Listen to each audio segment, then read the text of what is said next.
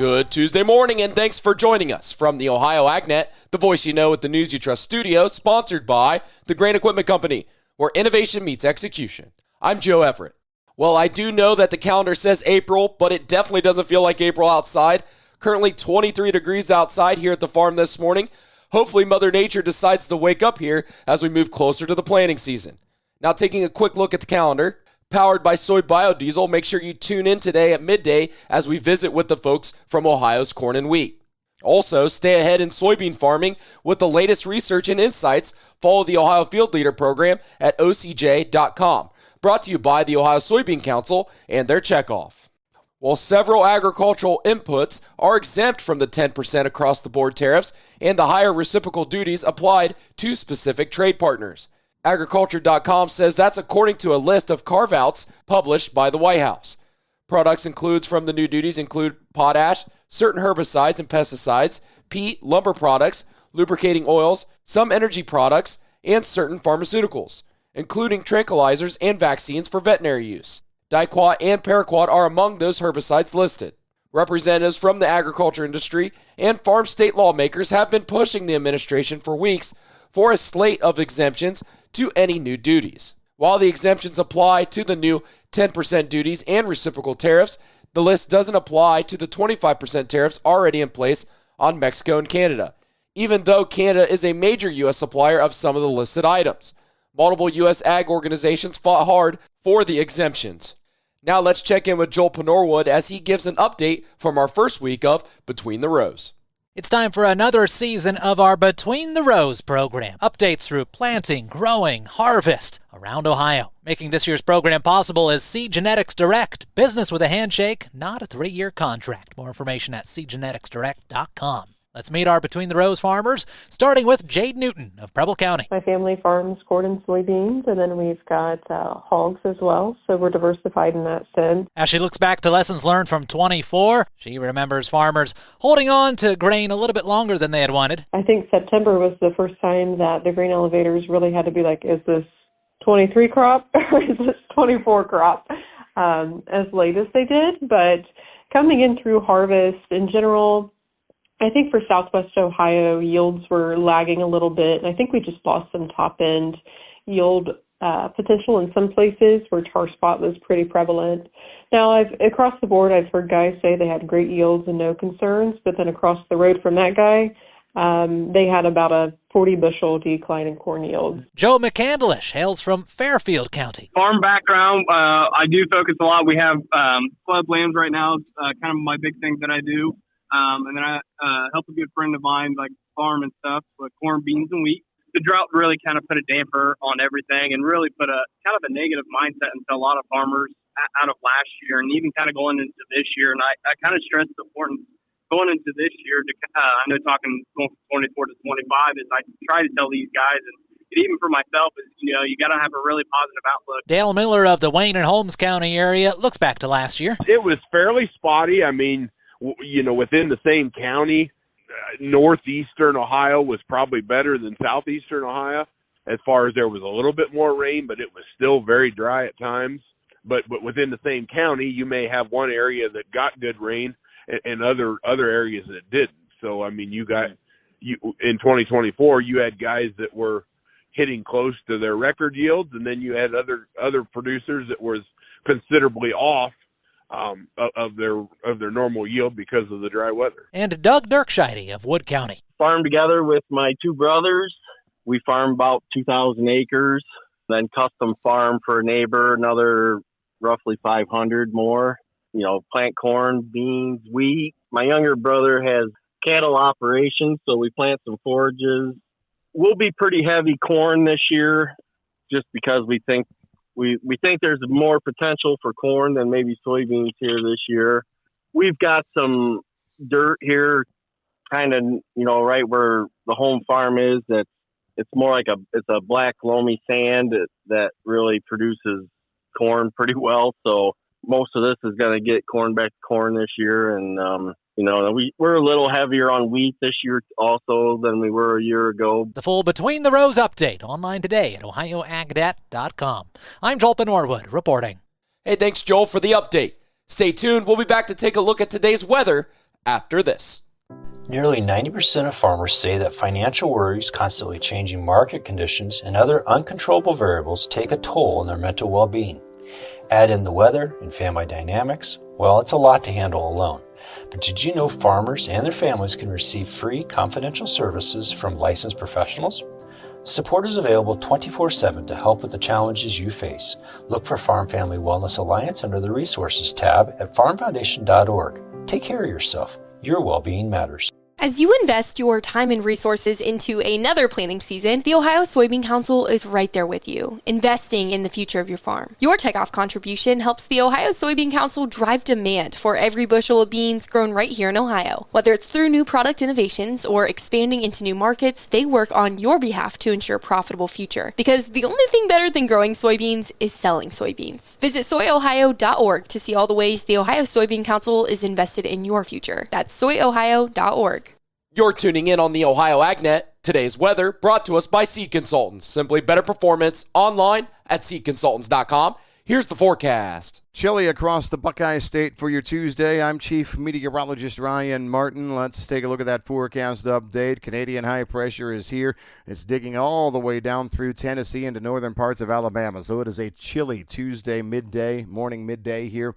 I do think that as we move into this afternoon and through the evening hours, we get on the backside of the high, and that allows south and southwest winds to start to develop. That pushes temperatures a little bit higher for tomorrow, and I think we get through most of Wednesday with partly sunny skies, clouds increasing in western parts of the state towards sunset, and scattered rain showers will be in overnight tomorrow night through Thursday morning. Then we see a second surge Thursday evening through early Friday.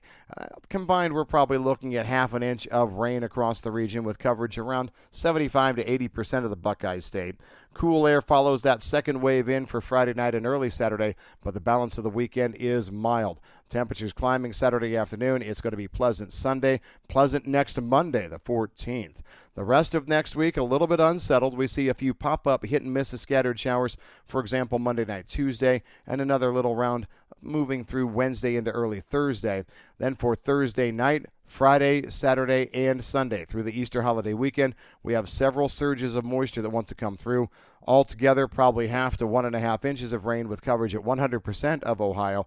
I'm meteorologist Ryan Martin. Hey, thanks, Ryan. Now let's take a look at the Ohio Crop Progress Report numbers. This coverage is sponsored by Unleaded 88. Save on fuel with the blue handle. Fill up with Unleaded 88. Discover more at ohiocornandwheat.org. Let's start off with the national numbers for the very first week. U.S. winter wheat condition was 48% good to excellent, 8 points below the 56% at the same time last year. The crop's current rating is also down 7 points from 55% good to excellent rating in the final crop progress report of 2024.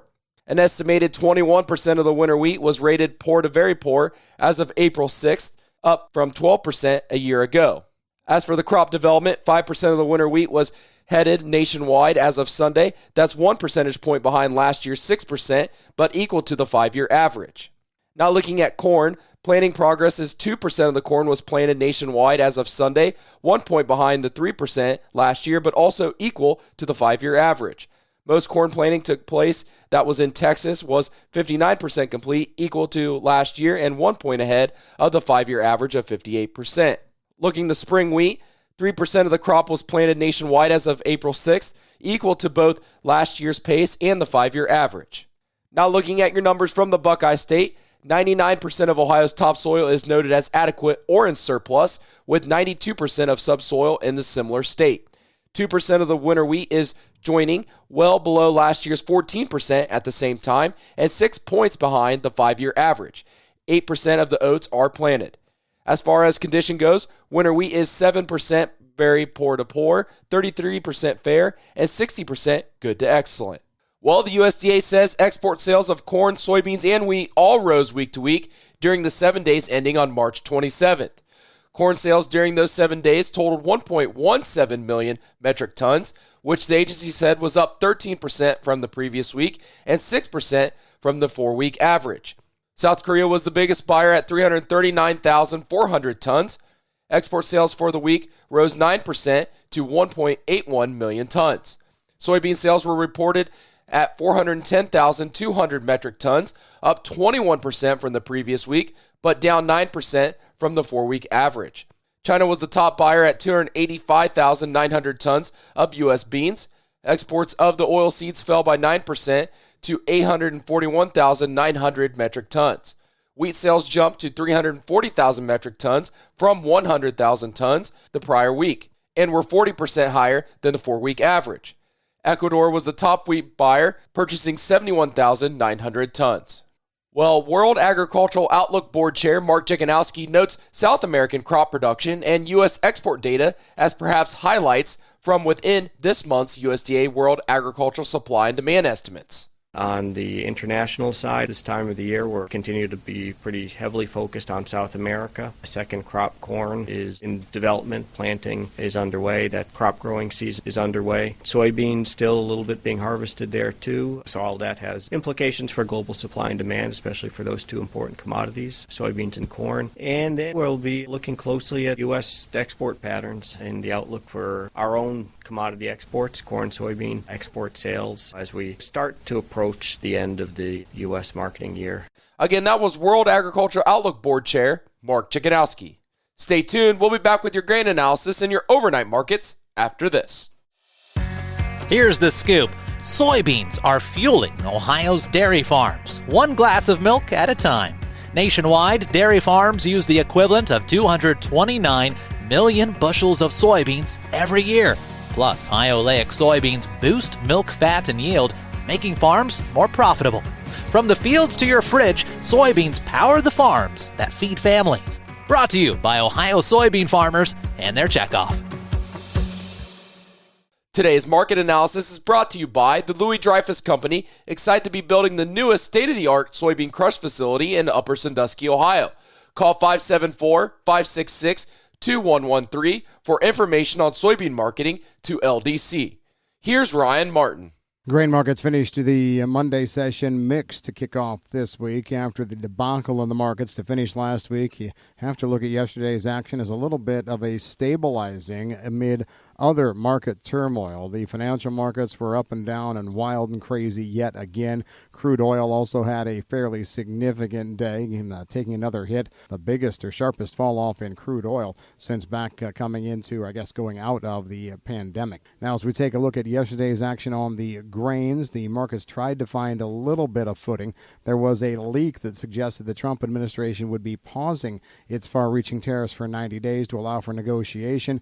That later was proven to be false. The White House quickly saying, we don't know anything about a pause. And so that was probably the biggest story. However, I think the ags are becoming a little bit more convinced that maybe the worst is over, at least right now. Mexico, having been spared new U.S. tariffs, bodes well for that cross-border corn and soybean trade into the summer. Most market watchers are thinking that it's difficult to loosen the U.S. and global crop balance sheets in the northern hemisphere summer until we get better weather to be understood. Now, meanwhile, the tariffs on China are ratcheting up a little bit more after China retaliated with 34% tariffs, a threat from the Trump administration to start this week to put another additional 50% tariffs on if the Chinese retaliatory tariffs are not pulled off.